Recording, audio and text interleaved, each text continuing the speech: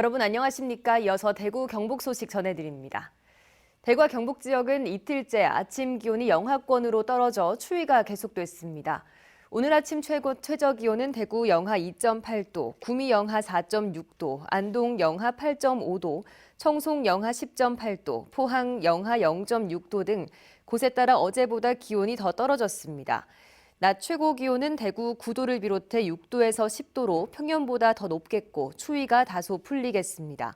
대구지방기상청은 모레까지 기온이 평년보다 3도에서 6도 높겠고 모레 대구와 경북 남부에 비가 내릴 것으로 내다봤습니다. 어제부터 만 18세 이상 성인은 식당이나 카페, 도서관과 영화관 등에 갈 때 반드시 방역 패스를 제시해야 했습니다. 이를 지키지 않으면 업주는 물론이고 이용자도 과태료를 물어야 했는데요. 그런데 어제 전자예방접종 증명서 시스템 오류로 곳곳에서 혼선이 빚어지면서 정부가 어제 하루 방역 패스 위반 사례에 대해 과태료를 부과하지 않기로 했고 또 시스템은 빠른 시일 내에 개선하기로 했습니다. 보도에 손은민 기자입니다. 대구 중구의 한 식당. 손님이 들어오자 종업원이 백신 접종을 완료했는지 묻고 확인합니다. 저희 두 분 중에 한 분은 접종 완료.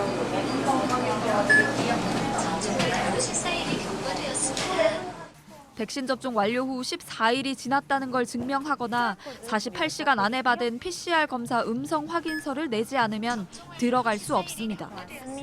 과태료를 물지 않기 위해 예전보다 철저하게 확인하는 곳이 많았지만 첫날부터 혼선이 빚어졌습니다. 사람이 몰리는 점심시간 백신 접종 이력을 확인하는 모바일 앱이 과부하로 먹통이 되는 경우가 곳곳에서 속출했습니다. QR코드 인증하셔야 들어갈 수 있잖아요. 네. 그거 인증 되세요?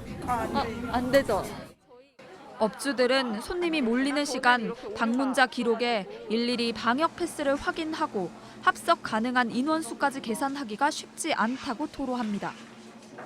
화내시면서 융통성이 없다고 말씀하시는 분도 있고 만약 2차 접종이 안 된 분들이 많다면 나눠서 앉으셔도 어떻게 보면 또 가능할 수도 있고. 영세한 식당은 방역 패스를 확인할 여력이 없어 수기로 방문 명부를 쓸 수밖에 없다고 하소연입니다. 방역을 하면 정해서 가야 정부에서 기계 갖다 두고 직원을 고용할 수 없는 무인 점포들은 사정이 더 열악합니다. 24시간 무인으로 운영되는 스터디 카페입니다. 이곳에서도 이렇게 키오스크를 통해서 백신 접종을 완료했다는 확인을 해야 이 예약과 출입이 가능합니다. 처음 방문하는 사람이나 백신 미접종자는 운영자가 확인하고 일일이 등록해야 해서 무인 점포란 말이 무색한 실정입니다. PCR 같은 경우에는 48시간밖에 안 되잖아요. 그러면 저기 등록하는 시간이 48시간 되면 그 다음 있을 때니까 또 오시면. 방역 패스 의무 적용 대상은 학원과 독서실, 노래방, 실내 체육시설 등 모두 16개 업종입니다. 위반 사항이 적발되면 이용자는 10만 원, 업주는 150만 원에서 300만 원의 과태료를 내야 합니다. 18세 이하 아이나 청소년, 코로나19 완치자 등은 증명서 없이도 출입이 가능합니다. MBC 뉴스 손은민입니다. 대구문화재단은 문화체육관광부가 주관하는 문화예술 후원 매개단체로 신규 인증을 받았습니다. 문화예술 분야 후원 활동을 촉진하거나 모범적으로 수행하는 단체나 기업을 지원하기 위해 마련된 제도로 매년 심사를 통해 인증 대상을 선정합니다.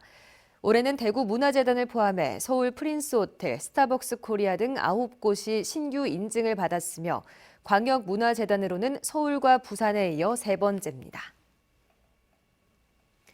어제 저녁 7시 반쯤 대구시 수성구 범어동의 한 아파트 인근 사거리에서 BMW 차량이 신호를 기다리던 SUV 차량을 들이받는 사고가 났습니다.